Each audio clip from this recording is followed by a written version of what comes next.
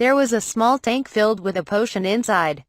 It was a four-wheeler, but shrunk down to be more compact. This was no ordinary wagon, but one that was used for battle and in times of war. A chariot. I didn't make it as small as the ones from that one movie, but a slightly larger type that I stuck four wheels on. It was way smaller than your average cart and was specially built from a custom mix of titanium and FRP fiber-reinforced plastic. FRP was a lightweight material which boasted the greatest strength of all plastic. It was a reliable material used in everything from ships to airplanes and even race cars. It'd be no easy task trying to fix the chariot in this world if it was ever damaged if you weren't me. All I had to do was shove the broken one into my item box and make a new one. I could just break the old down and use it for something else. What in the world? Ed and the others had eyes as wide as dinner plates. Everyone here was used to me putting stuff into my item box or taking things out of it. They all knew me as a goddess from another world, so it wasn't anything to be surprised about now. What did surprise them was how incredible the cart I'd conjured from thin air was. Though it was small, it still managed to fit four wheels onto it. Two wheels would make it rough to handle due to how uneven the front and back would be, which was why I went with four instead. I made it without a roof, having the sides come up to about chest height to keep anyone from falling out. There was a windshield made of acrylic attached to the front, and the wheels were on the bigger side to improve its drivability. The back wheels were stuck out toward the sides more, however, which meant the front and back wheels ended up overlapping with each other somewhat due to how small it was. I also made the seats to be pretty high up so it'd be easier to talk with the others who were still on horseback. But, just in case things got dicey, all it took was one pull of a lever to make the seats lower and a titanium shutter pop out from the sides and cover us. And that's not all. I gestured for Francette to back away a little before I pulled a lever on the chariot. Ka-thunk. Two sets of double-edged blades sprung out from either side. Everyone and the horses were stunned. I said it was a war chariot, didn't I? Layette and I can't exactly fight, so it has to have some combat potential of its own. This isn't a chariot meant for warriors to ride but something to fight with. That's why it's not the people riding it who fight but the chariot and the horse pulling it instead. I pulled on it to show off how light it was. It sported an open-top design and cut an impressive figure no matter what angle you looked at it from, and was compact and lightweight to boot. The horse who pulled it wouldn't be any normal military grunt but a proud warrior made for battle. The horse who pulls this chariot will be known as a warrior of the goddess. They shall carry the title of sacred horse, and their name will be carried on for generations. I will gladly accept that duty. Roland's horse had cut me off before I could finish my speech. If Ed doesn't wish to do it, then I will gladly take the role. I only ask that he carry my master in my stead. No, allow me to handle it, Francette's horse spoke up. I believe it would be better for Sir Ed to carry Master Francette instead. It should be much easier on him since she's so much lighter. Hold on. Ed was completely taken aback. While they may have been the proud horses of royalty, they both paid their due respects to Ed. Not only was he older than them, but he was the horse of a goddess, and they respected him as the head of his family, though they may have just been after Ed's daughter. This was their chance to take on the honor of being one of the goddess's mounts and earn the title of a sacred horse who was tasked with leading her war chariot. They weren't about to let it pass them by. What to do? If Ed doesn't want to, I guess I might take you up on that. Roland, Francette, are you guys okay with that? All I heard was a bunch of neighing from you and the horses, so I have no idea what in the world you're asking us for, came Roland's weary reply. He had a point there. I was the only one who could speak horse after all. Wait. Hold on just a second here. Ed seemed to be getting desperate now, but I still continued the conversation. Then either of you would be fine, really. I said hold your dang horses. Ed shouted as loud as he could. Yep, that should do it. Kaoru retracted the blades on the war chariot. Actually, let's just call it a wagon when it's in normal mode. It'd be a pain to explain why it could do all this if anyone found out about it. Ed was in high spirits as he pulled the wagon along. I'd already told the horses about how I was a goddess, or was pretending to be one, at least. Everyone else already saw me that way, so I wanted to make sure the horses knew as well. I mean, they're horses, so I shouldn't have to worry about them leaking information to anyone. Still, Ed didn't really see himself as a sacred horse or the horse of a goddess or anything like that. He worked hard and was grateful to me for saving his life and buying him the mare he had his eye on. That had been enough for me. It was only in that moment when he saw how the other horses were chomping at the bit to take the job that he came to realize the honor of the position. He was so desperate to not let them take it away from him. This is so much lighter than I thought it'd be. Is this actually made out of some sturdy stuff, Missy? It's not going to break apart if we suddenly come under attack and I have to gallop away at full speed, right? Don't worry, it's made of something lighter than iron but stronger than wood, so it should be able to take a bit of extra stress without breaking. Just think of it as some sort of divine metal from the gods. That said, it will fall apart if we put too much pressure on it. Understood. I guess I'll try to keep the galloping to a minimum then. Even if it was light, that was only compared to other lightweight wagons. Who knew how fast this thing could go with only one horse pulling it? Layette looked kinda overwhelmed by how much I'd been talking with Ed. I guess I would be too if the person who adopted me was whinnying back and forth with their horse this much. No one wanted to leave their future in the hands of someone who seemed like they had a few screws loose. Wait, is she starting to regret coming with me now? Oh crap, I have to explain this away somehow. Just so you know, this is her. Why, you can talk to horses. That's so amazing. Oh, would you look at that? She wasn't freaked out, just plain surprised. She was going to find out that I was pretending to be a goddess sooner or later, so it may be a good idea to just tell her now and get it over with. I don't want her to freak out about it if she found out when there were other people around. Right now, how should I explain this? Yep, looked like that came as a shock to her too. Why you're a goddess? I mean, you were already a goddess to me when you said you would take me in, but I never thought you'd be a real goddess. Layette's eyes were practically shining. Oh, I knew what these were. These were the same eyes Emile and Belle had when they looked at me. They were the eyes of a fanatic. Those two were enough for me as is. I didn't want another fanatic. I just wanted healing. Yes, that's right. Healing. In the form of little girls. This is a big secret, okay, Layette? I told you because I think you're a good girl who can keep them well, so you can't tell anyone about this. Everyone here already knows, but we don't know who's listening, so you can't talk about it when there's other people around. I'm just pretending to be Roland's little sister, so let's keep it that way, okay? But this is so cool. I guess it's no use trying to convince a little girl to consider the big picture, That's when Francette stepped in. Let's pretend you were a goddess, Layette. If everyone tried to serve and worship you all the time, and you didn't have anyone you could talk normally with, do you think you would be having fun? No. Would it be fun to have aristocrats and other rich people coming to you every day, fighting with each other to have you make their wishes come true?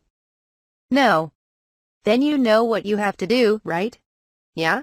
Alright, way to go, Francette, in your sagely wisdom. You aren't in your 30s for nothing. Even though your body is about 20 years old thanks to me. But thinking about it, I should technically be 27, at least mentally, while my physical age was around 19.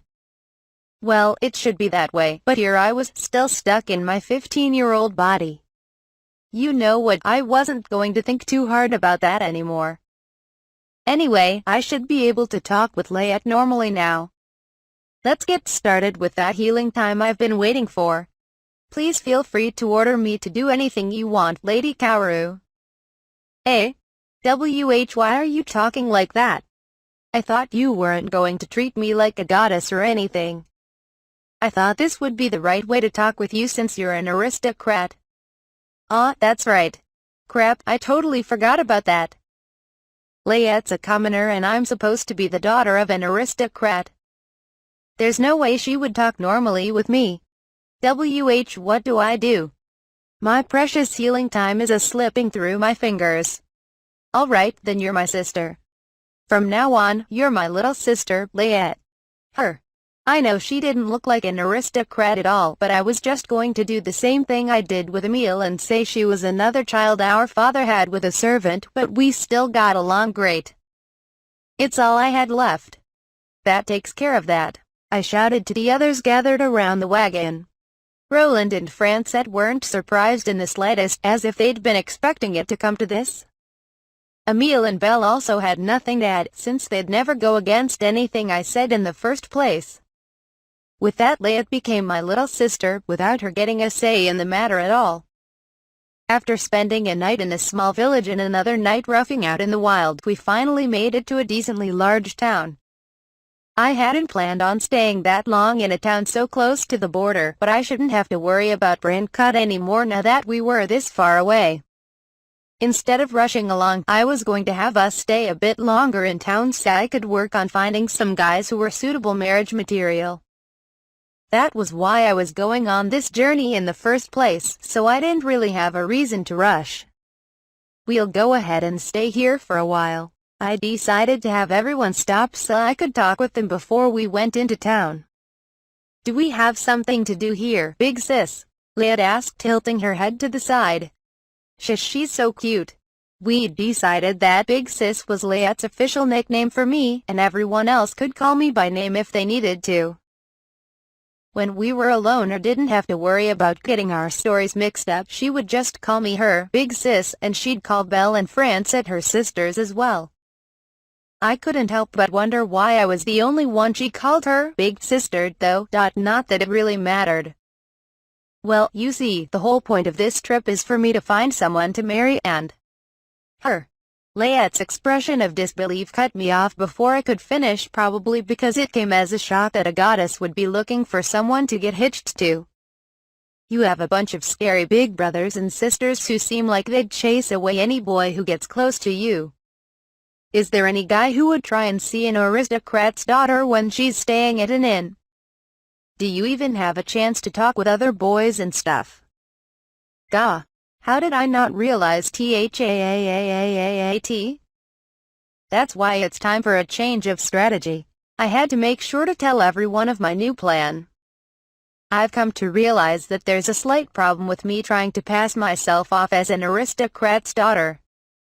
I can't just go dating any normal boys right off the bat as a noble, and even if I do find another aristocrat boy, there's going to be problems once they realize I'm only pretending to be high class.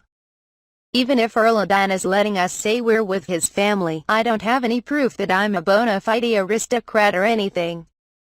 Roland cut in. Not only I am royalty, but I hold the title of Duke as well. Francette earned the status of Viscount due to her efforts from the war, so it's not a lie to say that we're at least nobility. So long as you don't claim to be part of the aristocracy yourself and I say you're my little sister, no one should be able to accuse you of lying. If it comes down to it, we can just say we're siblings-in-law, so it should all work out fine. And like I've said before, just say the word and I'll tell Belmore to give you an official title.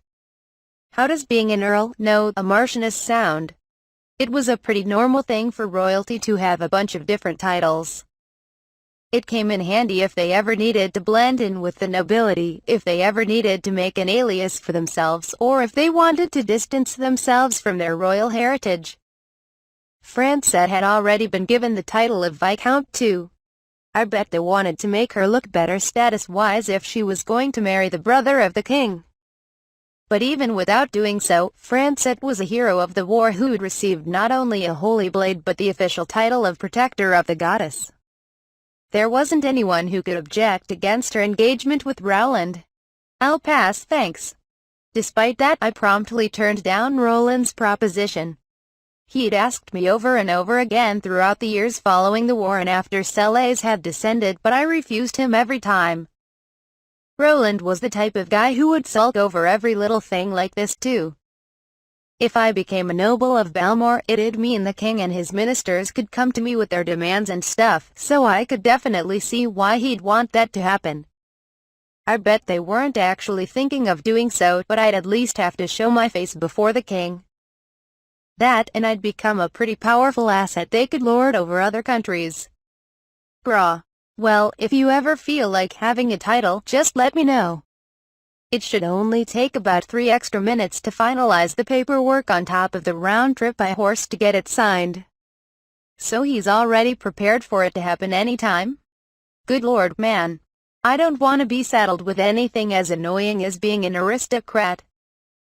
I ain't about to get tied down by status and start governing people in my land and any other junk that would be pushed on me. Actually, I bet that's why they want me to go through with it. I just want to enjoy living my life free to do whatever I want, thank you very much. Putting all that aside, I went ahead and got to the point. That's why I want us to split up from here on out. WHAAAAAT? Yeah, I guess they'd be kinda shocked to hear that all of a sudden. But if that happens, I won't be able to get in the way of you marrying someone from another count. Roland let slip before he could catch himself. And never mind. What did you just say? I never thought there'd be a filthy traitor in my party, damn it. My words were met with fierce opposition from the group. But of course they'd be opposed. Layette was even bonking me on the chest with her fists, tears in her eyes. I don't have much cushioning there, so that kinda hurts. Arg, shut up me. Don't worry, you and I are still sticking together, Layette. Okay, then I agree. Let's all split up. She beamed the complete opposite of how she was mere seconds ago. Frickin' kids, I tell ya. Of course we're not going to let you do that. You just got yourself kidnapped the other day, remember? And easily, at that. Roland fired back. I let myself get captured so I could save all those girls and take down the kidnapping ring in one fell swoop. Did you guys even come save me when that happened? Did you do anything for me then? NGH. It was a cinch to shoot down his argument. If it came down to it, I could just say I was a goddess, so I'd never really be in danger and he wouldn't be able to say anything back. Francette, Emile, and Belle, on the other hand, all looked like they didn't know how to handle this. They probably didn't know what to say because they were torn between wanting to stay with me and following my orders because they'd sworn their loyalty to me. Sorry about that, guys. Wouldn't it be fine if we all just acted like commoners, then? Roland suggested. There's no way you'd ever pass off as a commoner. All it'd take is, like 2 seconds of talking with you and anyone would figure it out. You only know what it's like to be royalty, after all, so it's not like you could follow the conversation or anything. And if you were pretending to be a commoner, they wouldn't be carrying around a sword if they weren't soldiers or hired guards or something. It'd be weird to have a commoner like me be surrounded by my own entourage of bodyguards. Just having you around is going to mess with my soul-searching, Roland. Way more than you know. It's true, Roland was a hunk. That didn't just mean he had a good face or anything, though. He was someone who gave off an overflowing aura of charm and sex appeal as a guy. No boy would dare getting close to me with him around. I'm not telling you to go back home or anything. Though I wouldn't really mind if you did. But what are you going to do? I'm thinking it's time we drop the sibling act so I can think up a new background story. Leave it to us, Emile, Belle, and Fran all responded in unison. We're commoners, so there shouldn't be any problems with us coming with you, Emile said, with Belle nodding in agreement. Sir Roland would stick out like a sore thumb, but I should be fine since I was born and raised a commoner as well. Fran. That's you know. Roland couldn't hide his shock over Francette's sudden betrayal. I already swore my loyalty to you, M.I. Kaoru. Of course I'd be coming with you. Roland fell to his knees in utter disbelief. Fran, I know you stopped yourself from trying to be extra formal to me there, but that doesn't matter if you're just gonna come out and say you swore loyalty to me. That basically gives it away. With Roland white as ash and at a loss for words, the rest of our group launched into a heated argument over what was going to happen next. It's dangerous for a group of children to be alone together. I absolutely must come along with you since I'm an adult. You say you're an adult but you only look like you're about 15 or 16 at best. I already look older than you, so it shouldn't really make a difference if you're there or not. I'm already 16, so I'm an adult too. If we need an adult with wisdom, just having Kaoru around is plenty. Oh, and I'm not saying that it's better to not have you around, Fran. You know, just to make that clear. MGH, Fran's face screwed up in frustration as she found herself unable to refute Emil's words. We're coming with you, Kaoru. We'll be there to take care of you, and if the time calls for it, we'll even become your shield. Oof, laying it on a bit heavy there, Belle. I guess I am a little worried about it being just Layette and me. It wouldn't be a problem if it were just me, but it wasn't like I could stick around Layette the whole time. I guess I only had one choice here. Then leave her to us, Belle cried out. I'll be counting on you guys then. Okay, came 3 separate replies. You're not coming with us, Fran. What? She shouted in disbelief. I mean, don't you feel kinda bad just leaving the poor guy alone? I said, pointing to Roland as he stayed slumped on the ground in defeat. Fran sent a withering glance his way, looking annoyed. Hey, Fran, he's still the brother of a king, you know? And you totally looked up to him, remember? You were acting like a high school girl who just had some boy band idol propose to her when you came to tell me. This is a pretty big about-face you're pulling. But you can't do anything by yourself, right, Roland? You always have someone helping you get dressed or tying your shoes. I can do all of that just fine, Roland howled, cutting me off. In the end, we settled on Layette, Emile, Belle and I all being siblings, with me being the second oldest daughter. Roland and Francette were an engaged couple who just happened to be staying at the same inn as us and didn't have anything to do with us. I actually would have preferred you guys to stay at a separate inn, since I just feel like you're going to blow my cover. We already decided this, so don't start complaining about it now. Francette would usually do whatever I said, but she wasn't going to give up on this one. I could understand why, though. Then let's get going. You two go do your own thing, and make sure you don't come over to chat with me or say anything that would give me away, especially you, Roland. Roland and Francette didn't look too stoked to hear that, but Layette, Emile, Belle and I headed straight for town. I made sure to stow my chariot away in my item box first though, with Layette and me both riding on it. Things could get messy if we pulled up to the inn with that. As we trundled along, Emile and Belle matched our pace while keeping slightly behind us. It was the perfect spot to stay wary of their surroundings while being ready to jump in and protect me at a moment's notice should anything go wrong. Ed probably didn't find it particularly pleasant to be protected by his wife and child, but there wasn't much he could do about it since I was the priority here, and Ed knew that. Sorry about all this. Hey, that's my job, so don't mention it, came Ed's casual reply. No, I wasn't surprised that Ed realized what I was talking about just now. His job, her. I wonder if horses expect a salary and stuff for work too? Roland and Francette were about 50 meters behind us when they finally entered town. When my group and I were on the way to the center of town to look for an inn. Eek! A wagon suddenly veered off to the side of the road to park by a store, smacking into a little girl. Though it looked like it only bumped her, the wagon was still made of metal that could hurt someone pretty badly. The girl had collapsed onto the stone pavement, groaning in pain. She still seemed conscious, but she may have fractured something if she hit the ground too hard.